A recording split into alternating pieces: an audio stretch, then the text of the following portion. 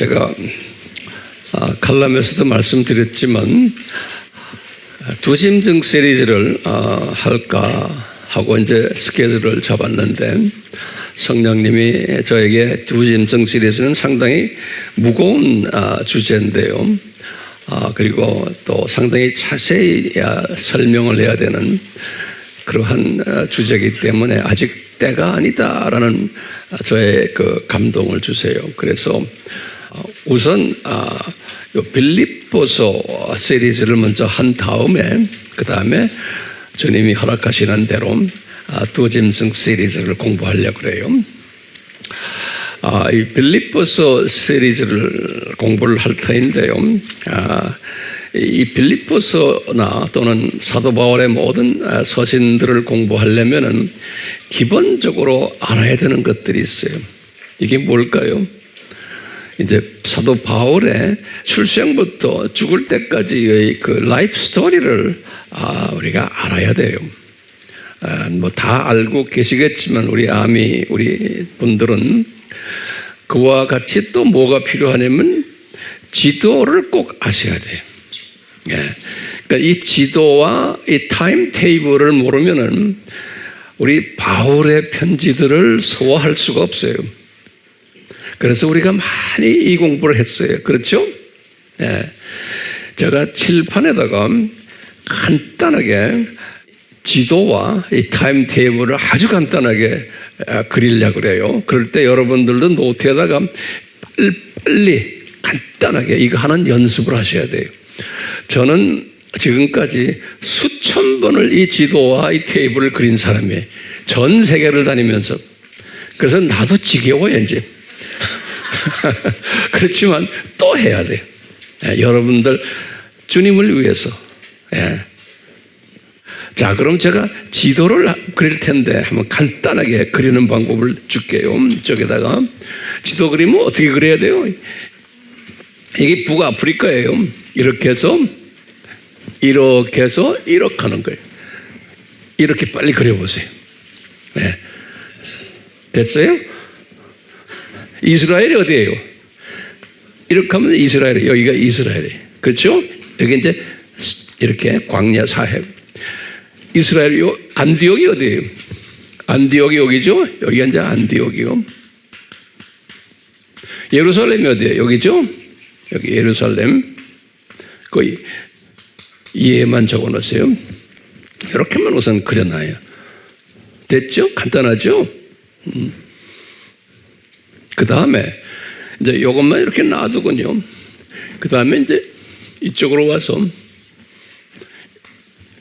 여기가 흑해. 이렇게. 그러면 여기가 어딘지 알죠? 여기가 오늘날 터키. 구브라가 어디 있어요? 사이프러스 섬. 여기 어디 있죠? 여기 사이프러스 섬이에요. 이렇게만 이게 기본 지도예요. 이게 한국말로는 구브로, 오늘날은 뭐라고 그래요? 사이프러스라고 그래요. 사이프러스. 그리고 이쪽 이제 여기가 이제 우랄 산맥이 이렇게 있고 이쪽으로 이제 유럽이 시작이 되죠. 유럽이 이렇게 해서 그러면 여기 이제 이렇게 해서 이렇게 여기가 그리스고 여기가 이태리, 여기가 로마가 여기 있고 이제 이렇게만 그려놓았어요. 이 지방을 무슨 지방이라고 그래요? 여기를 아가야 지방이라고 그러죠. 남그리스 아가야 지방. 여기 아주 유명한 도시 하나 있죠. 여기에 뭐예요? 여기 고린도 있어요. 고린도. 그 다음에 이제 거기에 조그만 그 배가 있는 도시가 이름이 뭐예요? 강그리아 그러죠? 거기 여기가 있고요. 여기가 뭐예요? 이 그리스의 수도 이름이 뭐예요? 아테네. 자, 그리고는 알다시피 요 위에 여기가 빌립보예요. 근데 요 지방을 뭐라고 불러요? 요걸 마게도니아 지방이라 부르죠. 마게도니아 지방이라고 그래요. 요 빌립보가 있고 그 밑에 여기 무슨 도시가 있어요? 여기 데살로니카예요. 데살로니카가 있고 그 옆에 여기 이제 베레아가 이 동네 어딘지 베레아 이렇게 이제 돼요. 이렇게 오늘은 우리는 지금 이 정도만 알고 있으면 돼요. 이 정도만 눈에 좀 보이세요? 예, 이거를 기본적으로 알고 계셔야 돼요. 예, 기본적으로요. 그리고는 이분이 예수님이 주전 4년 태어났죠. 이분은 주후 몇 년에 태어났어요? 5년에 출생했죠. 바울이. 그럼 바울이 언제 개종했어요?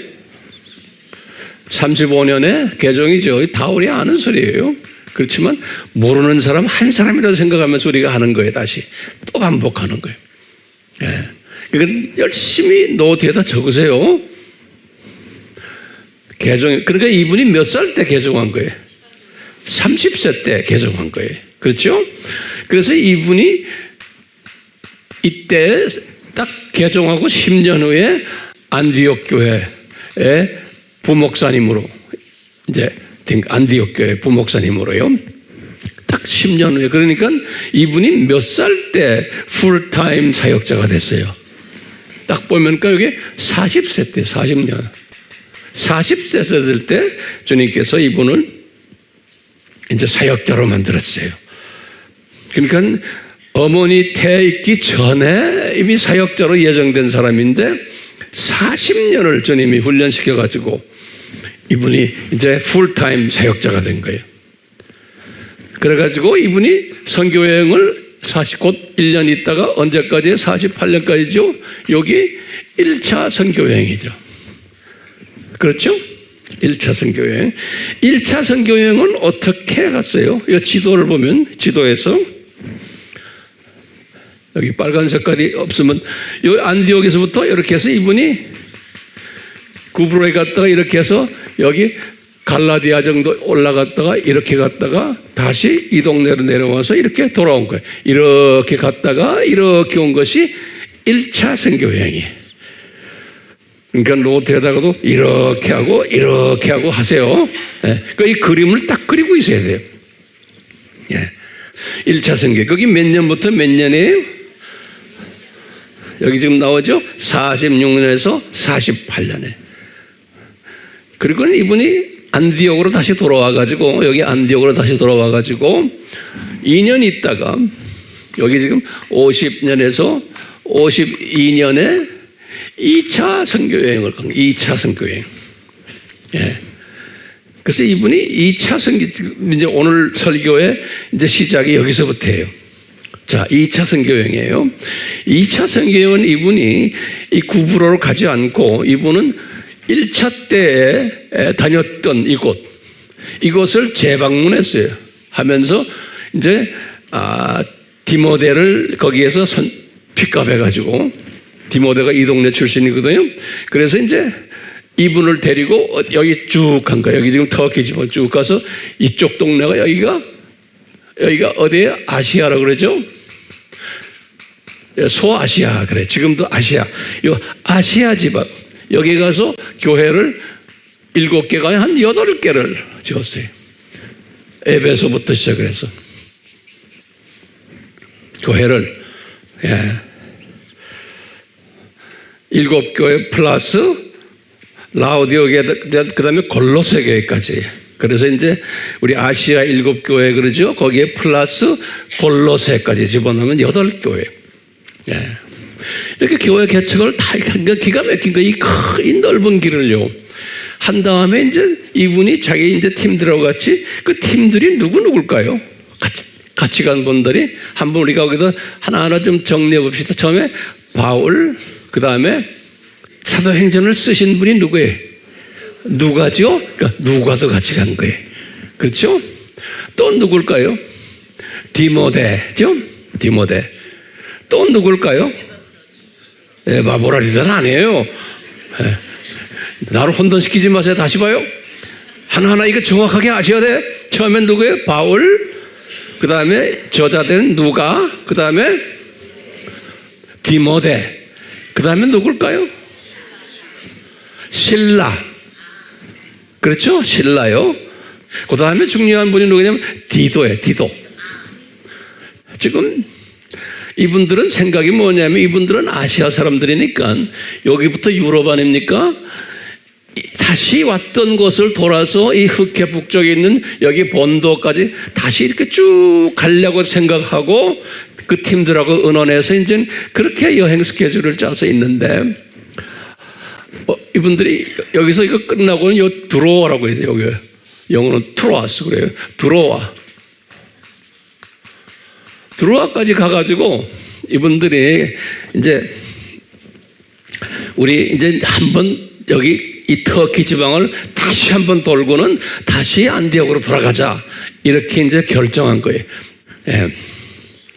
근데 갑자기 성령님께서 그랬어요. 거기 보면 우리 이제 오늘 본문 말씀 성령님이 이분들이 지금 계획하고 있는 이 계획을 하지 못하도록 하시더라 그랬어요. 그러니까 굉장히 중요한 말이에요.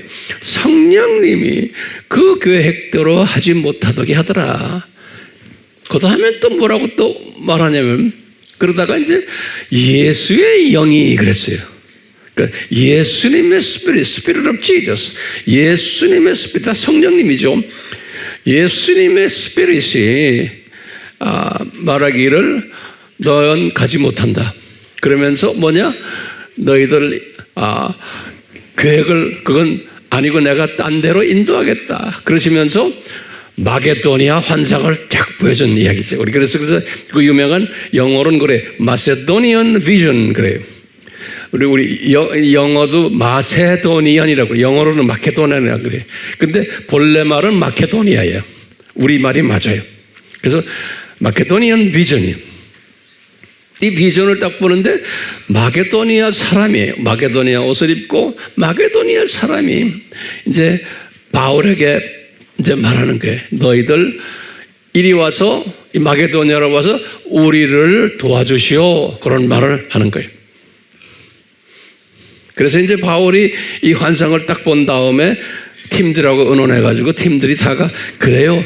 그러면 우리가 마게도니아로 갑시다. 처음 유럽으로 건너갑시다. 그런 소리나 마찬가지죠. 그렇죠? 이건 아시아 사람들인데 유럽에 가는 게 그렇게 만만찮아요.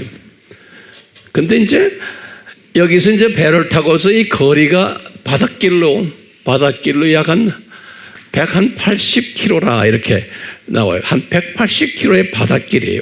그 먼 길이죠. 예. 이 바닷길로 이제 배를 타고 가가지고 이제 여기 이제 우리가 오늘은 제가 이야기 안 하지만 여기 해서 빌립보 요 네아폴리스라고 있는데 여기에 머무르지 않고 여기서 한 15km를 더 내륙으로 들어가면 빌립보가 있는 거예요. 그래서 빌립보로 갔다 그런 거예요. 근데 이제 우리가 앞으로 빌립보서를 심도 있게 공부할 텐데요. 우리 질문이 있어요. 왜 네아폴리스 여기에 머무르지 않고 빌립보로 갔냐 이거예요. 그렇죠? 그 다음에 중요한 것은 요 마게도니아 지방의 수도는 데살로니카예요. 데살로니카. 그런데 데살로니카로 가지 않고 왜 빌립보로 갔느냐? 이게 이제 우리의 질문 중에 아주 굉장히 중요한 질문이에요. 그것은 이제 다음에 이제 언제 기회 있을 때 제가 계속 할 거예요. 자, 이렇게 지금 이 지도를 보면서 배경을 보세요. 그래서 이분이 지금 어디를 간 거예요? 지금 빌립보에 도착한 거예요. 빌립보에. 그게 주후 몇 년일까요? 주후 51년 정도 됐을 것 같아. 주 50년은 언제? 안디옥에서 떠난 때. 그렇죠? 그래서 51년 정도 됐을 때 같아요. 그래서 이제 이분이 빌립보에 도착을 했는데, 우리 다 아는 소리지만 잘 들으세요. 그리고 이거 정돈을 하셔야 돼요. 빌립보에 도착해서 이제 며칠을, 이제 이분들이 거기에서 있으면서 기도하면서 있다가 주일 사실 말하면 안식일이 된 거예요. 그러니까 이제 토요일이죠. 안식일에 기도하러 이제 기도처를 찾았어요. 왜냐하면 그 빌립보라는 도시는 유대인들이 별로 없었어요. 데살로니가에는 유대인들이 상당히 많았어요. 그런데 이 빌립보라는 도시는 우리가 나중에 이제 때가 되면 자세히 제가 설명을 또 할 거예요. 유대인들이 별로 없었어요.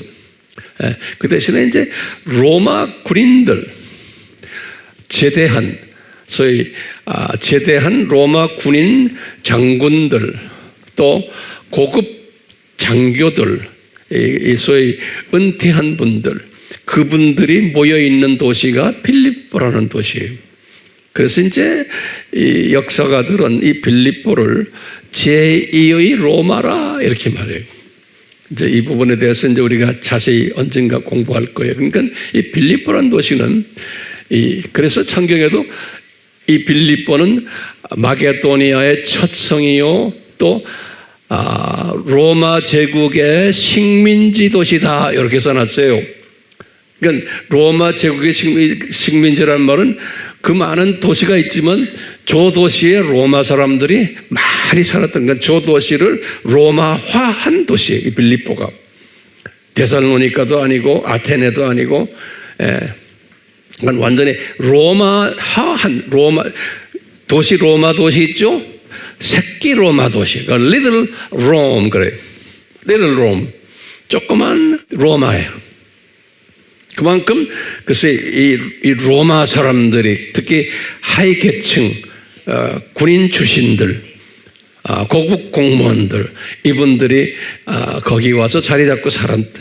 그래서 성령님께서는 예수님의 영은 바울에게 어디를 가라고 그랬냐? 이 빌립보로 가도록 지시를 한 거예요. 그러니까 이제 이분이 구체적으로 마게도니안 비전을 받지만 알고 보니까 바울에게는 빌립보 사람들을 복음화하기 위해서 그리로 가게끔 한 거예요. 그래서 그 먼 거리를 갔던 거예요. 거리가 얼마나 돼요? 그 드로아에서 180km 바닷길, 그 다음에 또 육지에 닿아서 육지에서 몇 킬로에 약 한 15km. 그러니까 약 한 200km의 길을 가게 한 거예요. 그 먼 길을. 그래서 이분들이 거기 가서 이제 기도하면서 있다가 토요일 안식일이 돼가지고 유대인 회당이 없기 때문에 이분들은 항상 어느 도시에 가면 항상 유대인 회당을 먼저 찾아가잖아요. 바울 팀들이 항상 그래요. 그래서 유대인들을 만나가지고 예수 그리스도를 전해요. 그냥 방문 가지 않아요. 이 바울 팀들은 항상 어디에 가다 입만 열면 예수님을 이야기해요. 뭘 이야기해? 예수님의 죽으심과 부활하심과, 우리 그 모델 있죠? 그 모델 이야기하는 거예요. 그러니까 우리도 마찬가지예요. 저도 마찬가지예요. 어디 가든지 예수님의 죽으심과 그분의 신성 인성과 죽으심과 부활과 그 다음에 전하라 영광, 그것을 항상 이야기해 줘야 되는 거예요. 그래서 우리 교회는 찬송할 때마다 이 마지막 찬송이 뭐예요? 우리는 항상 전하라 이야기하네요. 우리 여기 앉아있는 목적이 뭐예요? 우리는 죽고 부활을 경험하고는 그 다음에 전하라로 가는 게 우리의 가는 길이에요. 그래서 우리가 여기 앉아있는 거예요. 그렇죠? 그러니까 교회가 이 모델을 가르쳐주지 않고 이 나라에서 잘 살고 잘 먹고 하는 것만 가르쳐주다가 나중에 가서 죽을 때 가면 응급실에 가서 전하라 그때 찾으니까 이게 It's too late. 내가 영어로 말하면 too late. 교인들을 그렇게 소위 바보로 만들어 놓는 거예요. 전하라 이야기하는 데는 가기 싫어해. 이 나라에서 어떻게 하면 더 잘까? 그걸 좋아해. 그러니까 답답지사인 거예요. 답답지사죠. 제가 볼 땐 그런 거예요. 그래서 나는 주님이 저에게 보내주신 주님의 자녀들에게는 이거 하면 안 된다. 전하라를 알려줘야 된다. 근데 무조건 전하로만 이야기하면 안 되잖아요. 이 예수님의 모델 뭐예요? 그분의 정체성과 죽음과 부활과 이것을 가르쳐줘야 되는 거예요. 그 다음에 전하라요. 자, 여기 보세요. 이제 바울이 빌립보에 가가지고 누구를 만날지도 모르지만 그분은 항상 회당에 찾아가서 유대인들에게 예수님에 대한 예수님의 모델을 항상 이야기해 줬거든요. 딴 이야기 안 해요. 네.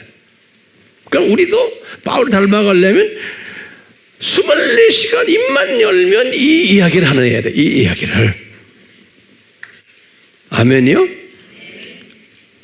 자, 근데 오늘은요, 이분이 거기 이제 알다시피 유대인들은 그 요세푸스라는 책에 보면요, 이런 게 있어요. 유대인들이 항상 안식일 되면은 회당에 가서 이제 예배를 드리는데 회당이 없는 도시에서는 강이나 또는 바닷가에 가서 예배를 드려라 하는 게 있어요. 요세푸스의 역사학자의 그 글에 보면은 그분의 그 책 중에 고대기라는 책에 보면 그런 게 써 있어요.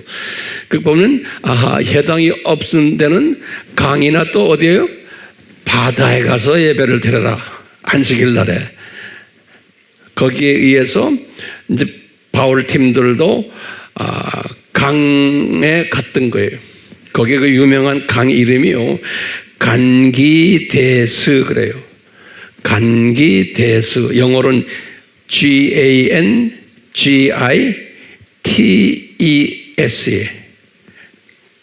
간지데스 그래. GANGITES. 한국말로는 간기데스 그래. 간기데스. 그 간기데스 강에 가가지고 이제 예배 드리려고 갔는데 딱 거기 보니까 유대인 여자들이 한 무리가 있는 거예요. 당연히 유대인 여자들이죠. 예. 왜? 이분들도 예배 드리려고 거기 온 거예요. 그러니까 바울은요, 이 바울 팀들은 그분들 만나서 무슨 이야기 했겠어요? 이 모델, 예수님의 모델 이야기 하는 거예요. 그렇죠? 이 모델 이야기를 하는데 그 중에 한 여자가 이 바울의 메시지에 귀를 기울이면서 딱 듣고 있는 여자가 있었어요. 예, 듣고 반응을 하는 여자가 있었어요. 그래서 누가가 그 여자를 어떻게 설명했냐면 누가가 그랬어요. 사도행전 16장 14절에 이랬어요. 이 성경 번역마다 조금씩 다르게 표현했는데 잘 들으세요. 요건요. 우리나라 성경에는요, 하나님을 공경하는 여인 한 분이 그랬어요. 그러니까 하나님을 공경한다라고 한글 개혁판을 써놨어요. 거기다 노트에 하나하나 적으세요. 성경 보지 마시고 우선 노트에다 적으세요. 왜냐면 이게 중요한 개념이에요.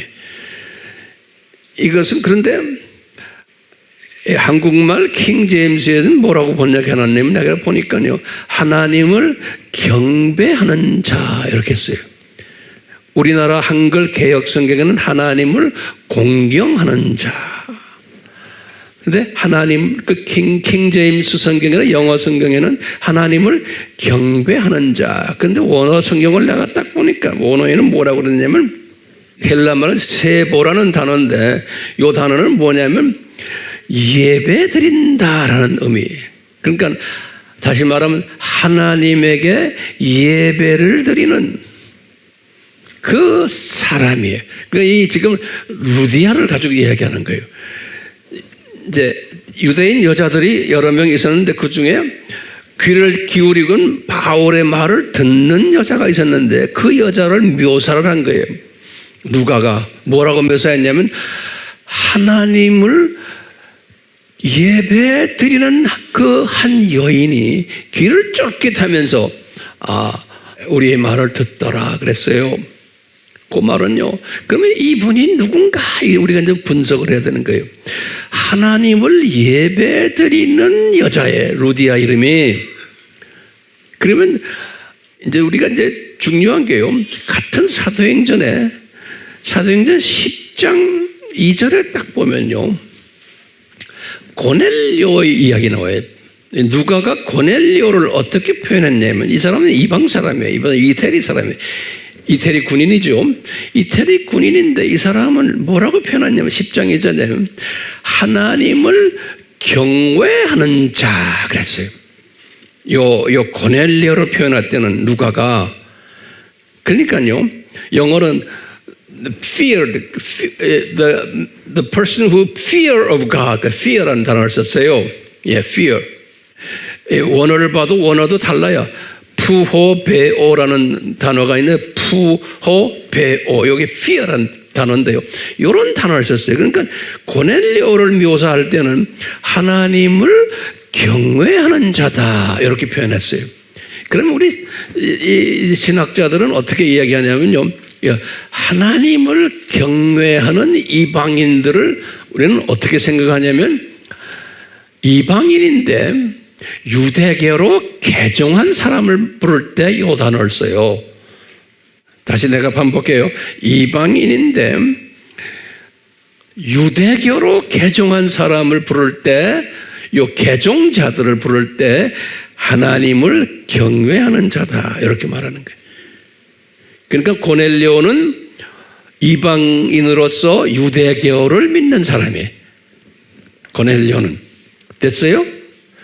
자, 그러면 그거 같은 의미로 써요. 지금 보면 그럼 우리가 지금 중요한 게요. 이 루디아라는 이 여자는 이 고넬료처럼 하나님을 경외하는 자라고 표현하지 않았어요. 이 루디아는 뭐라고 표현했어요? 하나님을 예배하는 자 또는 공경하는 자. 그러니까 요 루디아는 개종자가 아니라고 보는 거예요. 개종자가 아니고 뭐예요? 유대인이에요. 유대인인데 디아스포라 유대인이에요. 두아디라에서 태어나서 거기에 살고 있는 유대인이에요. 다시 말하면 여기서 굉장히 중요한 게 이 루디아가 누구냐? 그러면 이제 첫 번째는 뭐냐? 우리 생각은 뭐예요? 디아스포라 유대인이다. 이렇게 알고 계셔야 되는 거예요. 그런데 어떤 또 학자들은 아니다. 고넬료처럼 하나님을 경외하는 표현이 있으니까 그분은 이방인인데 개종한 이방인이다. 유대교로 이렇게 보는 사람도 있어요. 여기에서 굉장한 차이가 있어요. 나중에 이제 제가 때가 되면 또 설명을 할 거예요. 그래서 이 분류를 하는 것 우리 다 할 줄 알아야 돼요. 제가 한번 다시 물어볼게요. 이 루디아는 이방인이요, 유대인이요? 유대인으로 우리는 봐야 되는 거예요. 알겠죠? 예.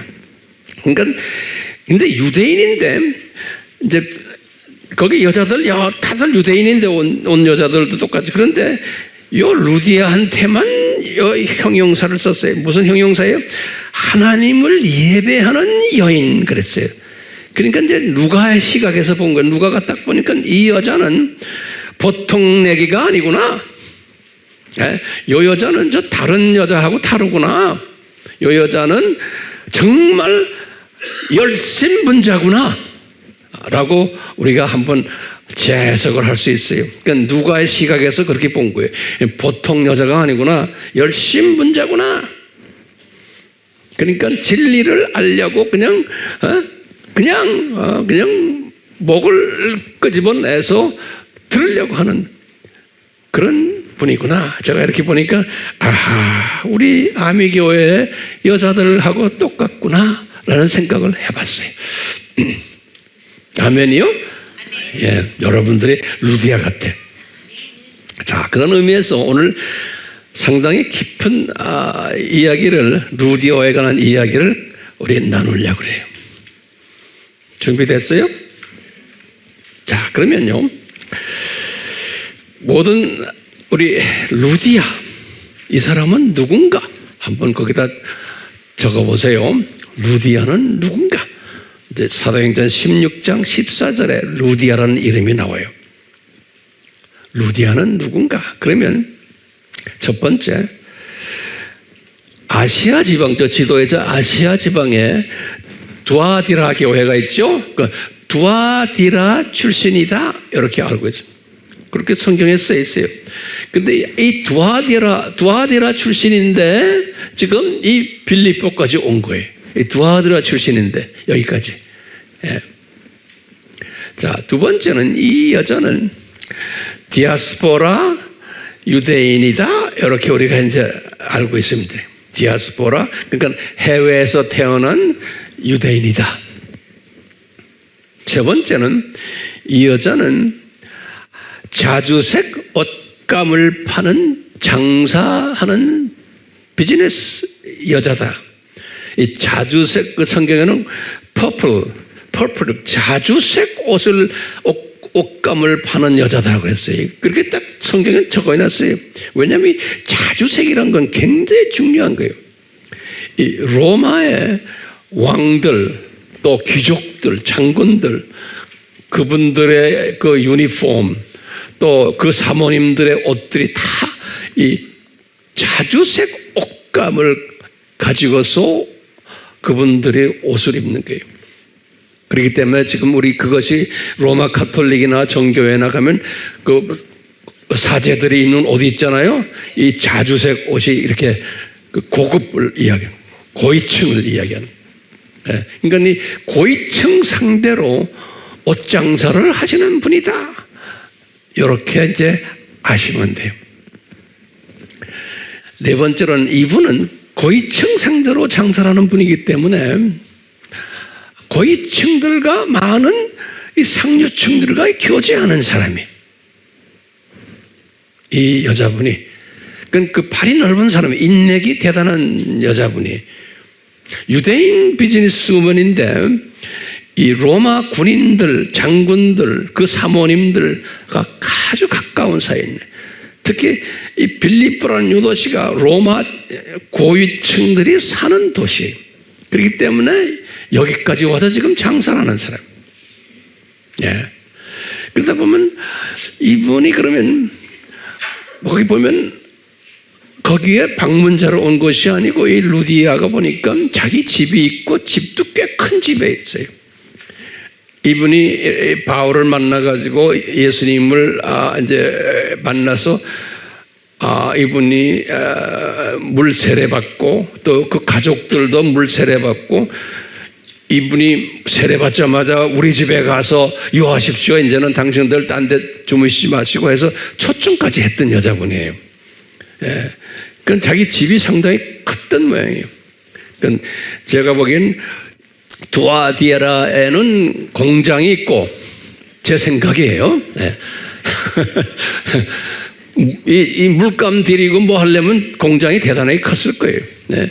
두아디라에는 그런 공장이 있고 이 빌립보는 아마 지사 정도 될 것 같아요. 그러니까 이 여자분이 빌립보 지사장 같지 않나 보여. 그때 이분 거기에 그러니까 고위층들과 교제하면서 장사를 했던 분이에요. 이제 이런 여자분이에요. 그러다가 지금 예수님을 만난 여자예요.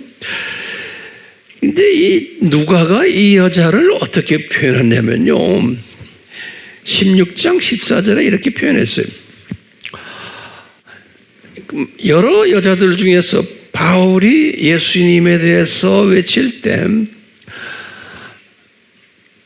이 여자가 자기의 자유의지로 예수님을 만난 것이 아니고 예수님께서 그녀의 마음을 열게 하셨다 그랬어요. 기가 막힌 표현을 해요. 예? 그러니까 많은 여자들 중에서 16장 14절에 그랬어요. 예수님께서 이 여자의 마음을 열게 하셨다 그런 거예요. 기가 막힌 말이에요.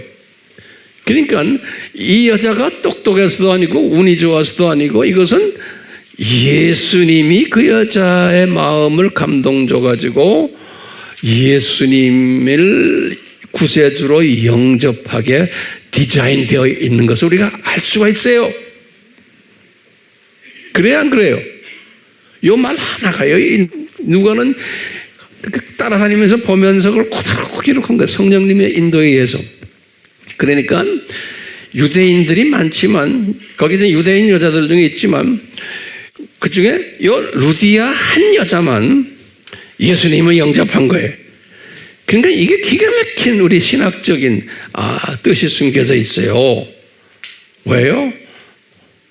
우리 그리스도의 신비가 뭐예요? 창세전에 유대인들은 눈이 감기게 돼 있는 거예요. 그렇죠? 그런데 소수가 눈을 뜨게 돼 있는 거 알죠? 이 그리스도의 신비에 의해서 그 눈을 뜨는 유대인, 대표적인 그 눈을 뜨는 유대인 적은 숫자예요.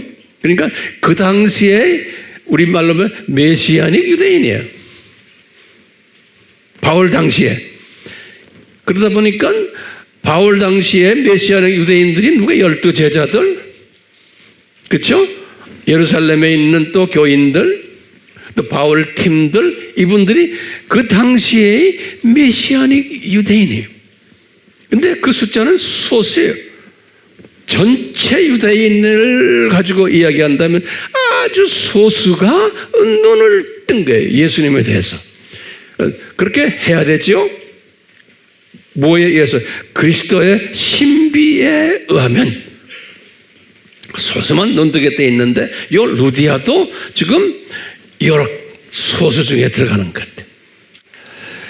이제 어떤 우리 질문이 있어요. 그럼 루디아는 결혼을 했을까? 우리 다 추측하는 거예요. 제가 볼 때는 결혼 분명히 했어요. 왜냐?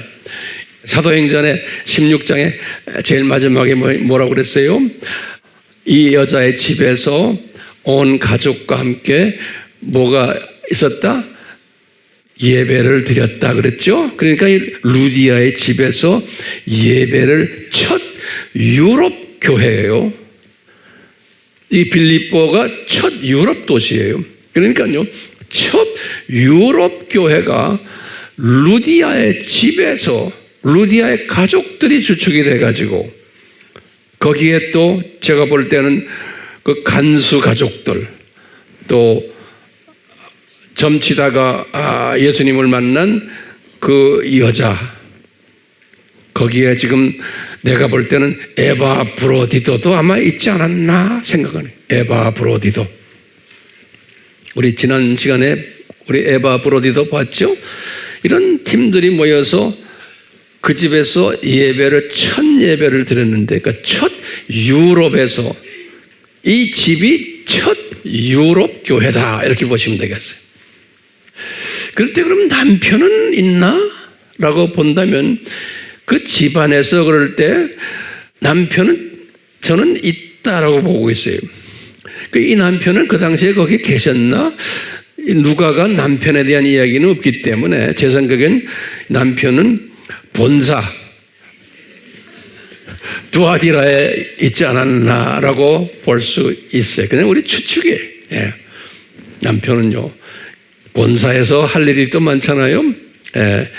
그래서 이제 이 루디아는 이 지사장으로서 소위 마케팅 담당, 판매 담당하는 여자였다라고 추측을 한번 해보는 거예요. 그래서 이 지도에 나오는 저 지금 터키 지방 전부 저쪽하고 그 다음에 이제 그리스 지방 이탈리아까지 이 지도에 나오는 이 지역에 소위 고위급 인사들에게 옷을 파는 그러한 장사꾼 여자분이다라고 우리가 한번 정돈을 해봅시다. 이 지도가 중요해요. 그렇죠? 눈에 이렇게 지도 보이죠? 제대로 그리질 않았지만 하여튼 그래요. 네. 자, 그러면 다시 한번 거기다 좀 적어보세요. 이 루디아가 어떤 은혜를 받은 자일까? 라고 한번 정리 또 한번 해봅시다. 첫 번째는 이 루디아 이분은 바울의 동력자가 되는 은혜를 받은 분이에요. 두 번째는 빌립보 교회 설립자 은혜를 받은 분이에요. 이 말은 뭐냐면 첫 유럽 교회의 설립자예요. 또 세 번째는 이분은 물질과 기도로 아시아 선교에 동참했던 분이. 그러니까 이분이 크리스찬이 되고는 바울에게 여기 지금 지도에 나오는 이 아시아 교회들, 아시아 교회는 여기만이 아니에요. 저쪽 교회들, 나중에 예루살렘 교회까지 돈이 필요할 때마다 이 여자분이 앞장서 가지고 물질을 댔던 분이 바울을 통해서. 이 크리스찬들이 가난했잖아요. 예. 그 다음에 이제 이 남쪽에 지금 지금 아가야까지 고린도까지 이 동네의 모든 교회들 다 가난한 크리스찬들은 가난했잖아요.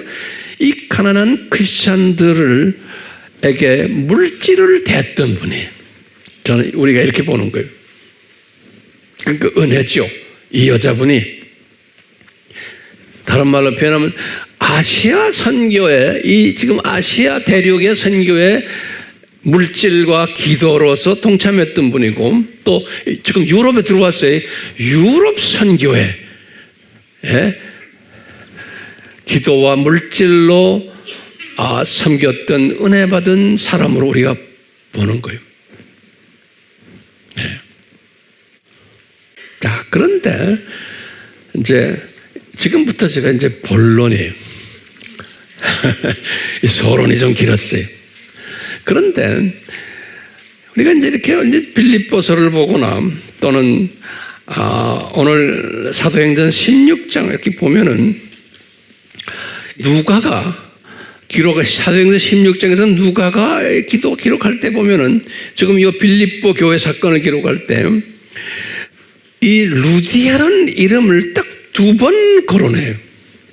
그 이름을 16장 14절에 그거 적어 놓으세요. 이런 정보를 내가 다 드리는데 안 적어 놓으면 이런 정보는 이건 보배로운 정보들이에요. 하나하나 지금 내가 말하는 거예요. 어디에 16장 14절에 루디아라는 이름이에요. 영어로는 리디아 그래요. 근데 루디아가 맞아요. 리디아는 LY인데 Y가 라틴 말로나 이태리 말로는 U라고 발음해요. 그래서 이제 구브로도 사이프러스 그러잖아요. 그 Y가 U로 발음해요. 그래서 구브로 그러는 거예요. 예. 자, 이 루디아라는 이름이 그 다음에 14절에 한번 나오고 40절에 한번 나와요. 그 집에서 예배를 드렸다는 걸 딱 2번밖에 안 나와요. 루디아라는 이름이. 그리고는 기가 막힌 게 누가는 나머지 사도행전에서는 한 번도 루디아라는 이름을 거론을 하질 않아요. 이제 의문 중에 의문에 지금요. 뿐만 아니라 바울 서신에도 바울이 그렇게 이 여자분의 신세를 많이 진 분인데 바울 서신에도 루디아라는 이름이 한 번도 안 나와요. 그러니까 성경에 지금 루디아라는 이름이 딱 나오는 게 지금 사도행전 16장 14절하고 또 몇 절에 40절이에요. 이 여자분 이름 나오는 게.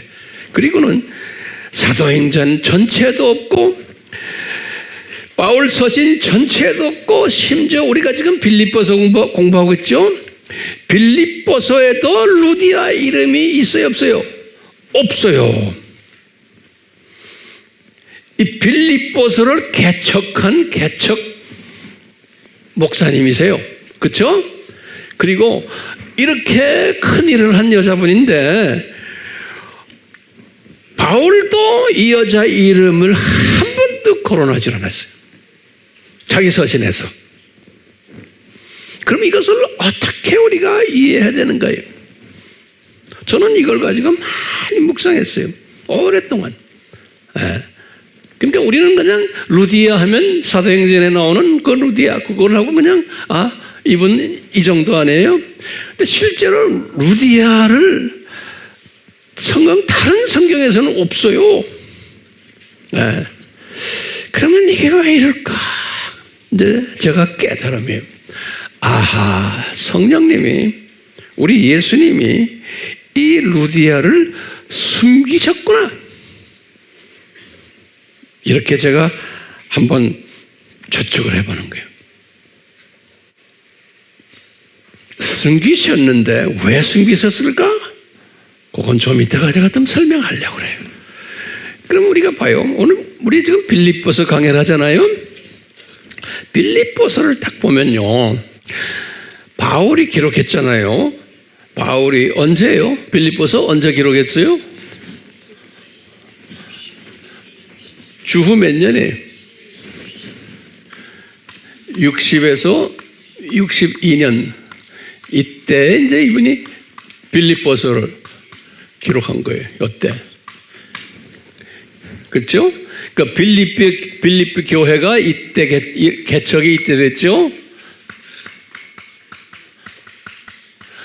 52년에 만약에 개척이 됐다고 가정을 하면 이분이 62년에 이걸 썼다고 그러면 약간 10년 후에 바울이 지금 이 교회를 향해서 편지를 쓴 거예요. 자기가 10년 전에 개척한 그 교회를 향해서, 그러니까 그 교회가 지금 이때 존재하고 있죠? 바울이 지금 로마 감옥에 있을 때 존재하고 있는 그 교회에다 대고 편지를 쓰는 거예요. 빌립보서를 딱 보면요, 빌립보서에 나오는 수신자들 이름이 나와요. 빌립보서 1장 1절에 수신자들 이름들이 나오는데 뭐라고 하냐면 모든 성도들이요 이렇게 쓰고요. 그 다음에 감독들이요, 그 다음에 집사들이요, 이런 말을 써요. 근데 보면 요즘 성도들이요, 감독들이요, 집사들이요, 그래서 여기에 루디아 이름이 있어요, 없어요? 루디아 이름이 없어요. 이 빌립보서에도 루디아 이름 안 나와요. 그러면서 이 빌립보서에 보면은 형제들이요 이런 단어를 3번을 썼어요. 1장 12절에 3장 13절에 3장 17절에 바울이 형제들이요 그러니까 이 모든 성도들, 감독들, 집사들 다 남자들이면 틀림없어요. 그래서 그 사람들을 그냥 말해서 형제들이요 그러는 거예요. 그 다음에 2장 12절에는 또 뭐라고 그랬냐면 나의 사랑하는 자들아 그랬어요. 이 남자들 보고 이야기하는 거예요. 이 지도자들 보고요. 4장 1절에 보면 그랬어요. 참으로 내가 사랑하고 사모하는 형제들아 그랬어요. 4장 1절에 이런 표현들을 보면은 바울이 빌립보 교인들에게 지금 거기에 교인들, 집사들, 감독들, 그 다음에 모든 성도들에게 할 때 이렇게 그 수신자들 쭉 이름이 나오면서 편지 속에서도 남자들, 형제들이요 그랬어요. 그러니까 그 안에는 누가 빠진 것 같아요?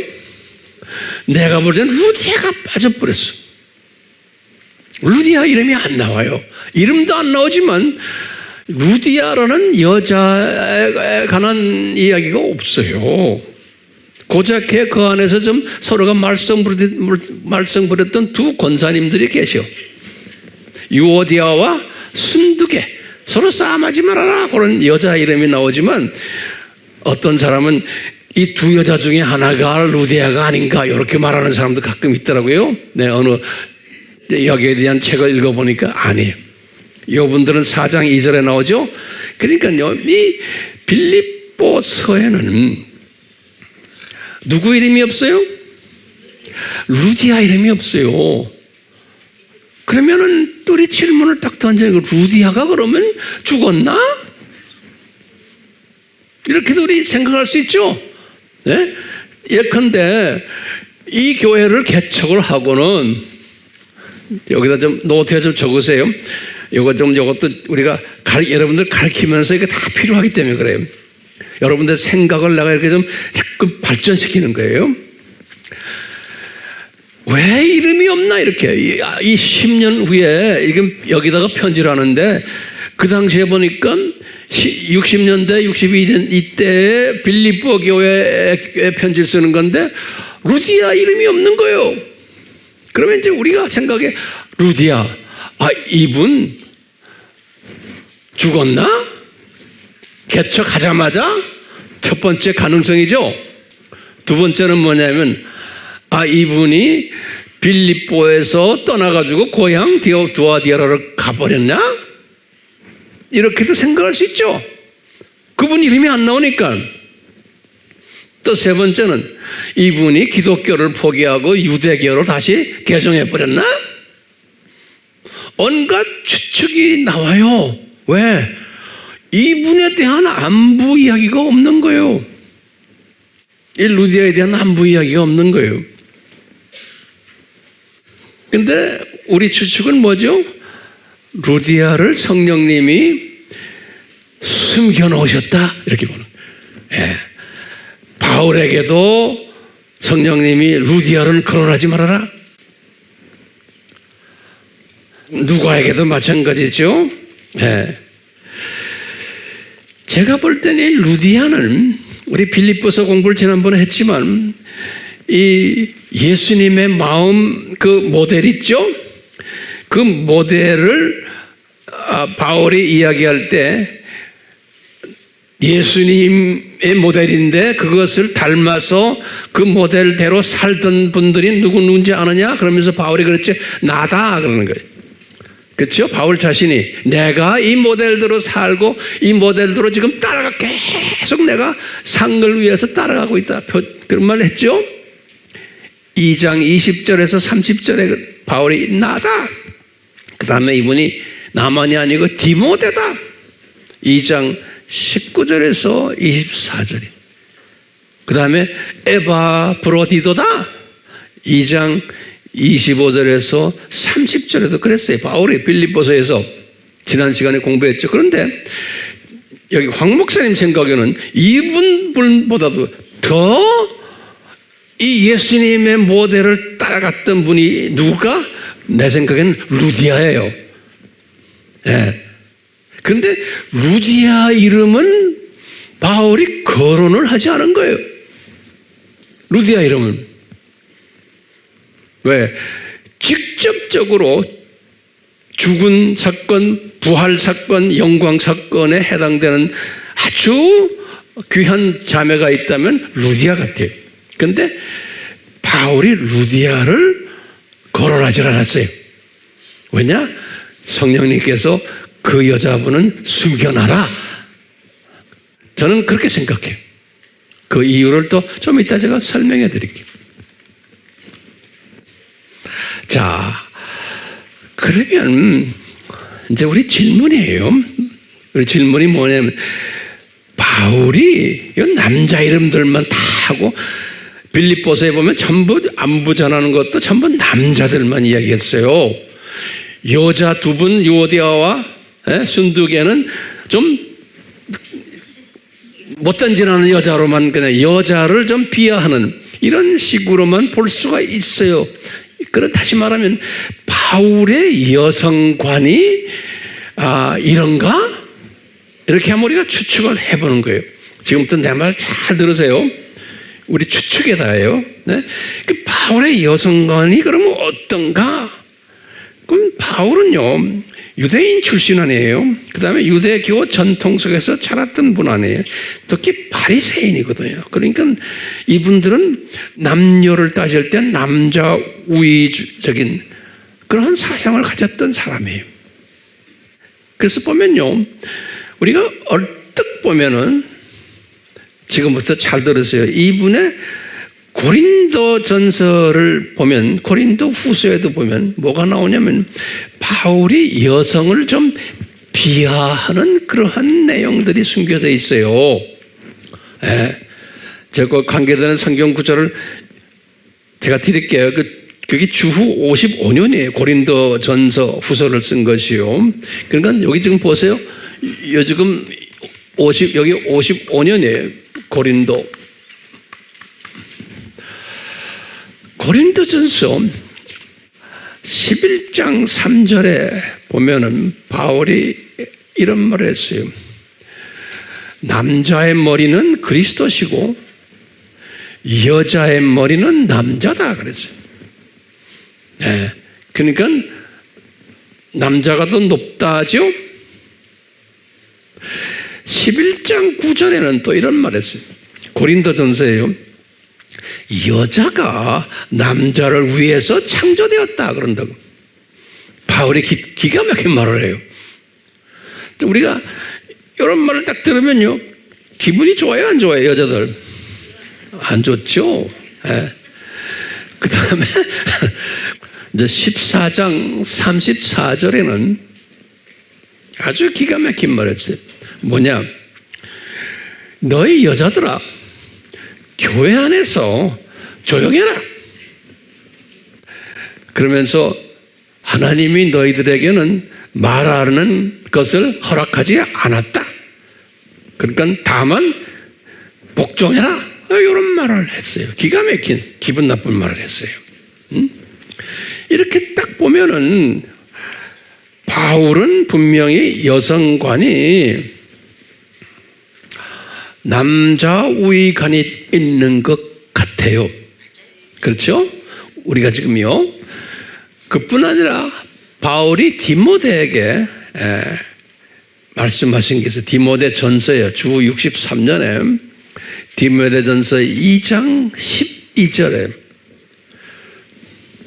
이분이 이런 말 했어요. 나는 디모데야.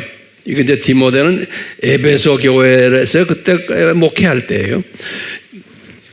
디모데야, 나는, 바울이 말하는, 나는 여자가 가르치는 것이나 남자에게 권위를 행사하는 것은 허락하지 않는다. 여자는 다만 조용해라. 이런 말을 딱 했어요. 디모데전서 2장 12절입니다. 자, 그러면 이거 기가 막히고, 나중에 더 복잡한 말 했지만 내가 그 말은 안 해요. 자, 그러니까 바울이 루디아를 전혀 숨겨놓고 말 안 한 이유가 이런 여성관 때문에 그런가? 라고 하면 우리가 짐작할 수 있어요, 없어요? 짐작을 하는 거예요. 이런 여성관 때문에 그러나? 저는 아니라고 생각하는 거예요. 왜? 지금 바울이 지금 고린도 교회나 또 에베소 교회나 여기에다가 지금 여자의 문제를 이야기할 때는 이것은 뭐냐면 그 당시에 고린도 교회에 가지고 있던 문제점을 해결하기 위해서 부수적인 하나의 그 당시의 상황에 의해서 말한 거지 성경 전체를 대표하는 말은 아니라고 저는 보고 있는 거예요. 에베소 교회도 마찬가지예요. 그때 문제점을 지적하기 위해서라는 거예요. 그렇기 때문에 성경 전체에서는 그렇게 이야기지를 않아요. 우리 바울도 갈라디아서 3장 28절에 그랬어요. 남자와 여자는 하나다 그랬어요. 또 예수님도 마가복음 10장에 그랬어요. 제가 결혼식 때마다 항상 말하는 거예요. 예수님이 뭐라고 했어요? 남자와 여자는 하나다 그랬어요. 그때 equal 그랬어요. equal. 바울도 그 말씀을 알고 있죠. 바울도 알고 있는데 지금 이 고린도 교회와 이 에베소 교회는 여자와 남자는 상하관계에 있다. 특히 여자들은 말도 가르치는 것도 하지 말아라. 이런 식으로 한 건 그 당시에 그 교회 안에 그 말썽 부리던 여자들이 있었던 것 같아요. 그래서 고기를 가지고 이야기하는 거예요. 고기를 가지고. 자, 그렇기 때문에 이게 중요한 성경 구절 여러분들 아셔야 돼요. 성경은요, 전체로 독수리 시각으로 봐야 돼요. 성경은 다시 말하면 창세기부터 계시록까지 전체를 보면서 그러면서 성경에서 어느 지역에 어디에서 말하는 걸 내가 해석을 해야 돼요. 왜 그러냐? 성경에는 이사야가 말한 거예요. 짝이 있어요.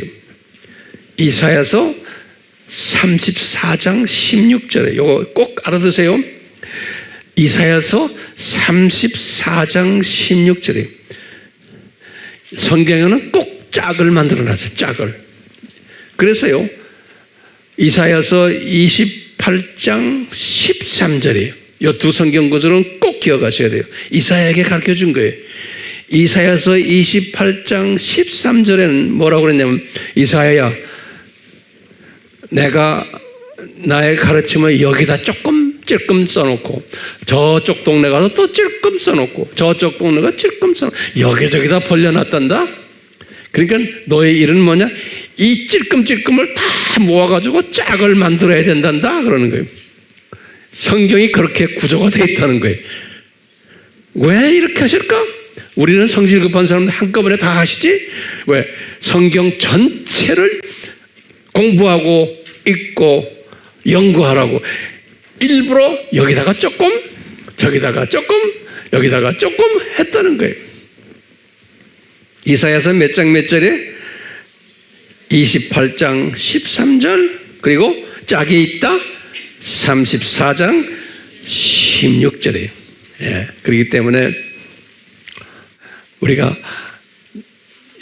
바울의 여성관이 상하관계가 아닌데, 상하관계처럼 문제 해결할 교회의 그 한 상황에서 그 말을 한 거지, 전체를 짝을 다 맞춰보면 바울이 남자 우이고 여자는 밑이다라는 사상이 아니라는 거예요. 그런 의미에서 루디아와의 관계에서도 마찬가지. 루디아를 숨겨놓은 거지, 루디아가 바울보다 바닥이 되고 아예 편지에도 거론할 존재가 아니기 때문에 거론 안 한 게 아니라는 거예요. 자, 그러면 황 목사님, 성경 어디에 그렇게 여자도 또 필요할 때 높이 쓴 게 어디 있어요? 여자는 남자보다 밑바닥인데 바울에 의하면 이렇게 말하는 사람 분명히 있어요. 그러니까 우리가 큰 그림 짝을 보고 여기다 해놓은 걸 우리가 봐야 돼요. 볼래요? 특히 여자분들? 우리 구약에서 딱 봐요. 저것에 구약에서 보면 이스라엘의 남자들이 죄를 져가지고 어려움을 당할 때 에스더를 세워가지고 나라를 구원시켰어요. 주전 450년에 여자를 세웠어요. 똑같아요. 주전 1200년 때 사사 때예요. 이스라엘이 남자들이 못나게 노니까 드보라를 세워가지고 나라를 구원했어요. 이 남자들이 못나게 노니까, 남자들이 못나게 놀 때마다 여자를 주님이 들어쓰세요. 큰 그림 속에서. 나중에 셀 모임할 때 더 많은 내용들 또 공부하세요. 신약에 와서도 똑같아요. 신약에 와서도 보면요, 예수님이 3년 공생을 하면서 남자들을 이렇게 데리고 다녔지만 항상 뒤에서 예수님의 뒷바라지 했던 분들은 다 여자분들이. 그렇죠? 여자분들이. 누구라고 거론할 필요도 없죠. 여러분들 다 알아요. 예수님이 십자가 달렸을 때 가까이 가서 예수님을 위로했던 분들도 다 여자분들이. 그 등치 큰 12제자들 다 도망갔어. 요한만 빼놓고. 베드로도 저 멀리서 폰만 재고 있고. 그게 남자들이. 그러니까 남자들의 이 약한 부분을 잘 정돈해주는 분들이 여자분들이. 이 성경에 의하면 짝이 있다고 그랬죠? 여기저기 다 정보가 있다고 그랬죠? 그걸 우리가 쫙 보면 그래. 뿐만 아니라 예수님이 3년 공생회 하실 때 항상 모이는 장소가 필요했잖아요. 그럴 때마다 누구네 집에서 모였어요? 마리아, 마가의 어머니 마리아 집에서 항상 모였어요. 그러니까 여자가 자기 집을 내놓은 거예요. 남자가 그런 맹꽁이 하나도 없었어. 죄송합니다, 맹꽁이라고 그래서. 보면 성경에서 보여주죠. 여자가 통이 더 큰 거예요. 그때 예수님은 인기 없었던 분이. 그뿐입니까? 예수님의 십자가 달리기 전에 성만찬, 마지막 성만찬 할 때도 마리아의 집에서 했어요. 사형 선고를 받는 그 대상을 모시고. 그 용감한 여자예요. 나중에 예루살렘 교회를 첫 교회를 개척할 때도 마가의 다락방이 이 마리아의 집에서 했어요. 그러니까 지금 우리가 봐요. 첫 유럽 교회도 지금 누구네 집에서 해요? 루디아 이 여자 집에서 하는 거예요. 기가 막히죠? 여자분들 신나요? 안 신나요? 우리 교회도 마찬가지예요. 여자분들이 아니면 우리 교회가 이게 서바이브 안 돼. 예, 남자들 가지고 안 돼. 이 바울이 고린도 교회 가가지고 만났을 때 누굴 만났어요? 브리스길라와 아굴라 만났잖아요. 그분들도 장사하는 분들 아니에요. 근데 그 부부 중에서 누가 더 바울을 도왔어요? 브리스길라가 도왔어요. 근데 이분들은 이름이 거론이 됐어요. 이름이 거론됐어요. 그렇기 때문에 항상 로마서에 보면은 로마서 마지막 16장에 보면은 브리스길라 아굴라 이야기하면 특히 브리스길라 보고 뭐냐면 저분들은 내 생명을 위해서 바울이 그래 자기네 목까지 다 내놓은 사람들이다 그랬어요. 그런데 보면 여자 그 브리스길라 그 여자가 목까지 다 내놓고 바울을 섬겼다 그랬어요. 예. 또 베베라는 여자도 마찬가지예요. 로마서 16장 1절에 보면 이 베베도 똑같아요. 나중에 우리 보지만 이 교회사를 이렇게 들여다보도 초대교회 때 이렇게 보면요, 여자들을 하나님이 사용하신 걸 분명하게 보여주세요. 뭐냐면 로마 제국이 이제 기독교가 공인되는 것이 콘스탄틴 대제지요. 300 몇 년이 313년이. 그래서 밀라노 칙령을 내려가지고 기독교를 공인하는 거예요. 그때 어떻게 돼서 콘스탄틴 황제가 그렇게 됐는가? 콘스탄틴 황제의 어머니 헬레나라고 그래요. 헬레나가 기독교인이 된 거예요. 여자 때문에 로마 제국이 기독교 공인이 된 거예요. 여자 한 사람 때문에. 그 다음에요, 러시아 정교회도 딱 보면 똑같아요. 러시아 정교회가 988년에 기독교가 화됐는데요. 러시아 정교회가 됐어요. 거기 보면요, 955년에 오늘 우크라이나예요. 우크라이나의 수도가 키예브죠. 키예브. 네, 우크라이나가 그렇게 중요한 나라예요.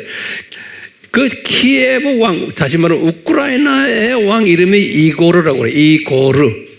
러시아 사람들 중에 이고르라는 이름이 많아요. 이고르가 자기 부인 이름이 유명한 여자예요. 올가라 그래요. 러시아 사람들 중에 올가라는 이름 많죠, 여자. 그러니까 키예브 왕국의 왕 이고르의 부인이 올가예요. 올가. 그런데 이 올가가 주님이 이 여자를 쓰신 거예요. 이 여자가 성령님의 감동에 의해서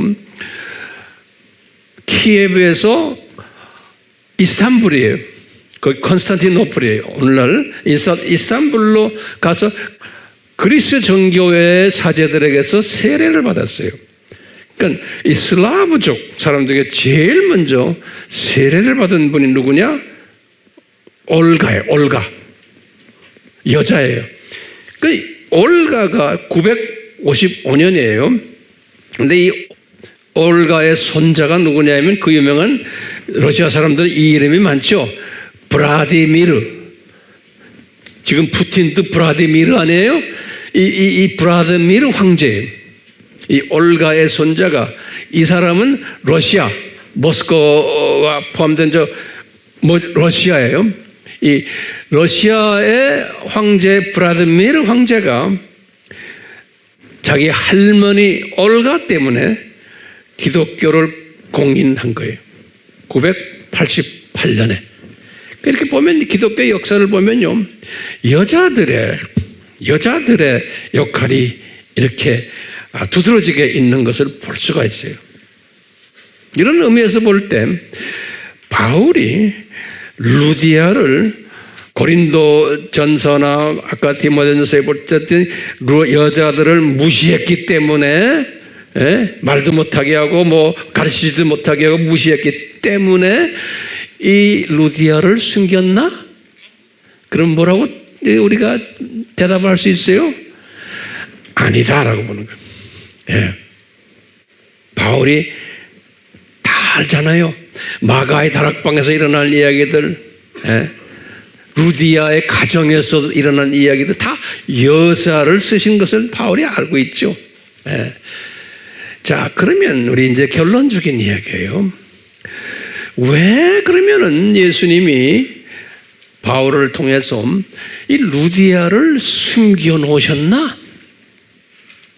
라고 이제 우리가 질문을 던지면은 우리가 이제 예수님의 모델 기억나시죠? 예수님의 마음의 모델을 쫙 보세요. 예수님의 마음의 모델이 뭡니까? 죽음, 그 다음에 뭐예요? 부활, 그 다음에 이코로 뭐예요? 영광이죠. 이 모델이 이 안에 숨겨져 있어요. 항상 우리가 이 모델을 한번 항상 잊지 마세요. 모델의 죽음이라는 건 뭡니까? 죽음이라는 것은 희생하는 거예요. 다시 말하면 루디아가 숨겨지는 것이 죽음이에요. 그러니까 루디아가 숨겨지는 것이 죽음이에요. 이거 또 은혜예요. 그러니까 예수님이 루디아는 죽어야 된다, 숨겨져야 된다, 희생되어야 된다.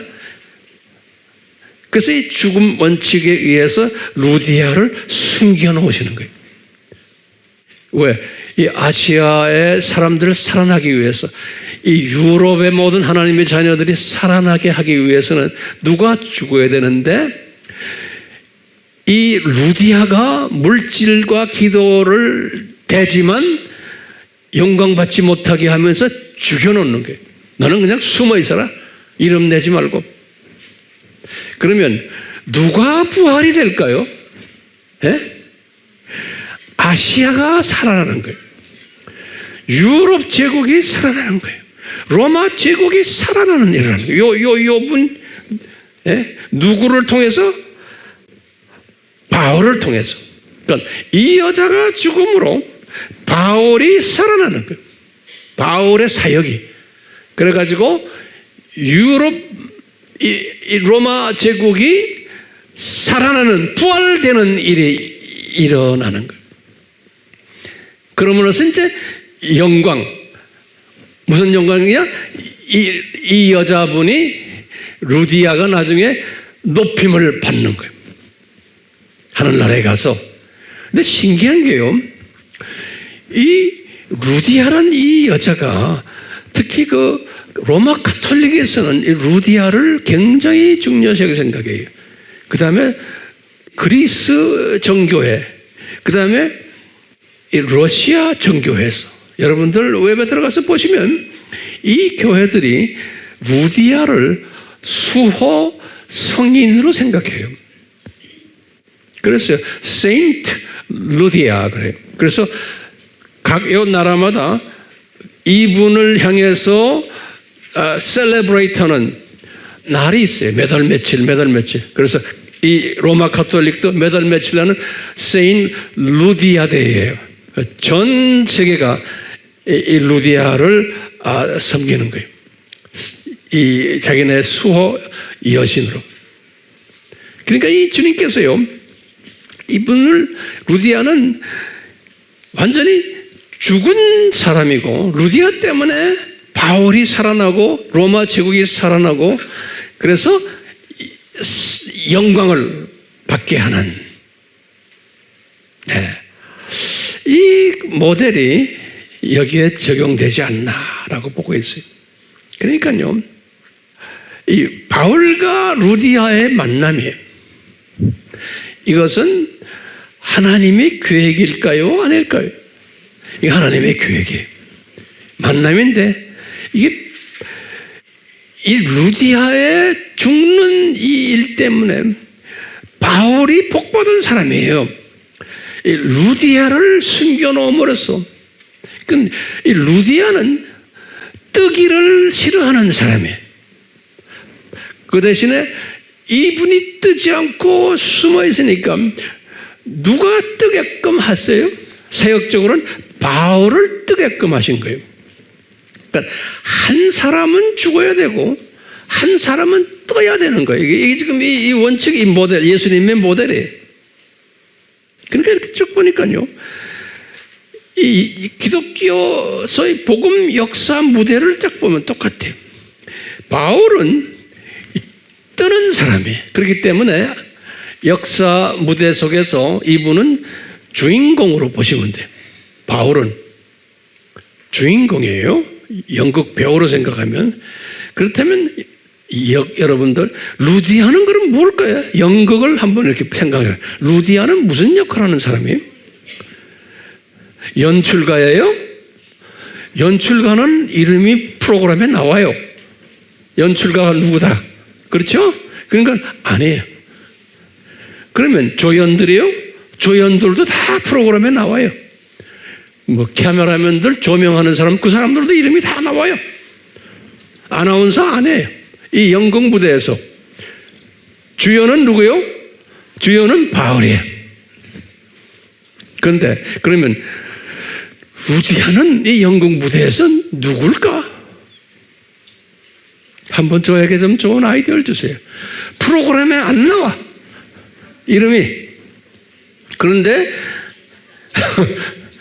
굉장히 중요한 역할을 하는 사람이에요. 그러니까 제가 가면 보니까 아하, 무명 후원자구나, 이렇게 노트에 좀 적어놓으세요. 안 적는 사람, 이 중요한 단어들이 무명 후원자예요. 그러니까 프로그램에 이름이 안 나와. 근데 이 무명 후원자가 이 모든 들어가는 비용들 이거 다 대하는 사람이에요. 근데 이름은 안 나오는 거예요. 이런 사람. 그러니까 죽은 사람이에요. 루디아는 죽은 사람이에요. 그렇죠? 근데 내가 이렇게 보니까 그러면 산 바울은 누굴까? 이 사람은 지금 우리 교회를 지금 보면은 여기 서 있는 황 목사는 부활 받는 사람이에요. 무대에 주연급으로 뛰는 사람이에요. 그러면 지금 무명 후원자들은 누굴까? 여러분들이에요. 우리 AMI 팀들이에요. 이렇게 제가 설교하는 것도 유튜브에 내 얼굴이 나오지 여러분들 얼굴 안 나오잖아요. 예? 우리 장로님들 기도할 때 장로님들 얼굴은 나오지만, 그렇지만 잠깐 나왔다 그분들은 다 꺼지잖아요. 그러니까 뭔가 이 시스템이에요. 이 여러분들이 루디아야. 뒤에 숨어서. 그렇기 때문에 우리가 이제 1번 선교를 해도 내가 앞에 딱 나타나지, 이 숨은 루디아들은 뒤에 깔려 있잖아요. 그래야 1번 사람들이 살아나는 거예요. 네, 이 원칙이에요. 누구는 나타나야 되고 누구는 뒤에서 숨어야 되는, 그럴 때 영광이 나타나는 거예요. 그러니까 우리가 볼 때 이 바울과 루디아의 만남, 이거는 복된 만남이죠. 이 만남이 굉장히 중요한 거예요. 예, 성경에 보면 많은 사람들, 성서에서 나오는 사람들을 보면 앞에 나타난 사람들 이름만 있지 루디아 같은 사람들은 성경에 이름도 없는 게 굉장히 많아요. 그렇지만 나중에 이제 저 나라에 올라가면 다 알게 되는 거예요. 그렇기 때문에 우리가 이런 상상을 해. 그럼 루디아가 언제까지 살았을까? 내 생각에는 이 로마 제국 복음화를 위해서 또 바울을 여기에 사용받는 주님의 종으로 만들기 위해서는 루디아가 옆에 꼭 필요한 거예요. 그러니까 바울 순교 때까지도 같이 있었던 것 같아요. 절절절 따라다니면서. 예? 그 바울 먼저 순교시키시고 나중에 뒷정리하느라고 계속해서 아마 계셨지 않았나라고 한번 추측을 해보는 거예요. 그렇죠? 예, 그러니까 여러분들과 저와의 만남도 이게 복받은 만남이고, 여러분들의 삶 속에서도 이런 이 모델이 그대로 다 적용되기를 다시 한번 우리가 여러분들 이런 지혜를 가지시고 이 모델이 이제 앞으로 우리가 계속 이 모델을 다시 한번 공부할 거예요. 하지만 오늘은 이 바울과 루디아의 만남 모델 속에서 이 숨겨진 이것을 말씀 속에서 이렇게 발견하게 돼요. 아멘. 기도합시다. 예수님, 이 신비로운 하나님의 종들의 만남, 그렇지만 우리 인간의 이성으로는 한쪽은 살아야 되고 한쪽은 죽어야 되는 그러한 만남, 그렇지만 그 속에 신비한 하나님의 뜻이 숨겨져 있음을 예수 그리스도의 모델을 통해서 우리가 배우게 됩니다. 주여, 우리의 삶 속에서도 이 모델이 적용되게 하시고 우리의 사역 속에서도 이 모델이 적용되도록 지혜를 내려 주시옵소서. 예수님의 이름으로 기도드리옵나이다. 아멘.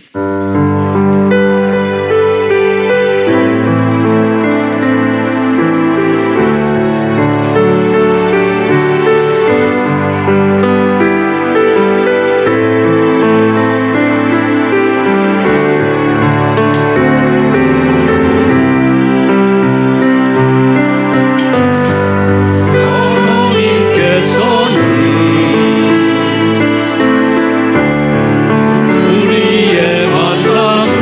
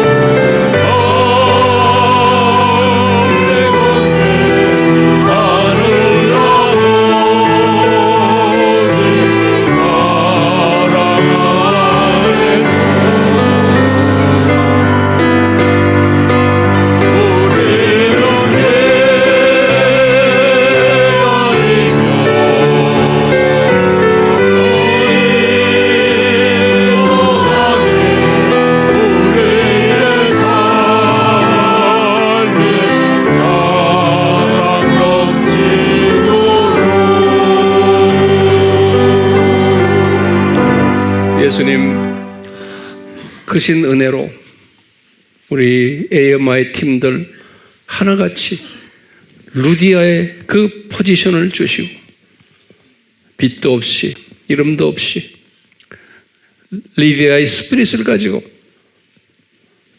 주님 이 사역을 감당케 해주심에 감사드립니다. 여기서 있는 황 목사는 이 루디아 팀들이 없으면 아무것도 아님을 날로 더욱 깨닫게 만들어 주시고 이 두 팀이 하나가 돼요. 이 마지막 때의 이 산고 시대에 만방을 향해서 주님의 재림을 외치는 1세기 때의 사도 바울처럼 우리 모두가 되도록 은혜 내려 주시옵소서. 예수님의 이름으로 축원하옵나이다. 아멘.